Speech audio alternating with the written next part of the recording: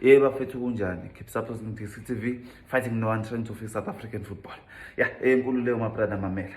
Kuningi okuye kwenzeka mara ngizozama uma-brief. Maningi kakhulu amagoli 3-0 mara ngizozama uma-brief. Nkululeko angicala ekugcineni. Nginqoma lengwenya ucoach we-Orlando Pirates. Mabrada Nkululeko mamela. Lengwenya iyaba-brief. Nkululeko ubachawula njani abantu abayi-3? Ucoach abayi-3 bedliwe ngo-3-0. Wena uhambo yabachawula after i-game. Nkululeko mamela kunzima ukuchawula umuntu oyi-1. How much more abayi-3? Nkululeko lengwenya ngiyayigaya ngenika. Beza kuwe Nkululeko behlinile beyi-3 bachawule 1 by 1. Nkululeko, that was very brave of him. And I believe uzoba i-coach of the year. Because uye wachawula ama-coaches ayi-3 kanye. Nkululeko my brother, imagine kuzo Steve Kompela phambili beza bahlinile. My brother, that was very brave of him. My brother ngiye ngabuza ukuthi ama-coaches e-Sundowns aphelele na. Ngiye ngathola ukuthi aphelele mara khona ongekho. Ngabuza ukuthi ukhona kanjani engekho, bathi ukhona kodwa manje akekho emudini yokucoach.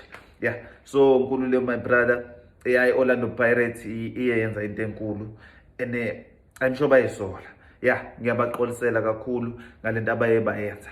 Ayikho right. My brother kuye wasaba ngisho i-Kaizer Chiefs.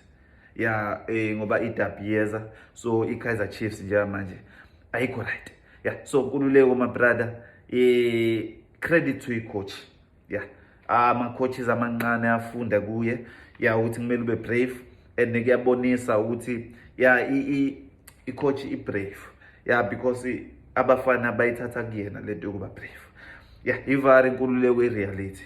I don't care who says what, mara Nkululeko i-bravery ka-coach iyona ewinisa i-team.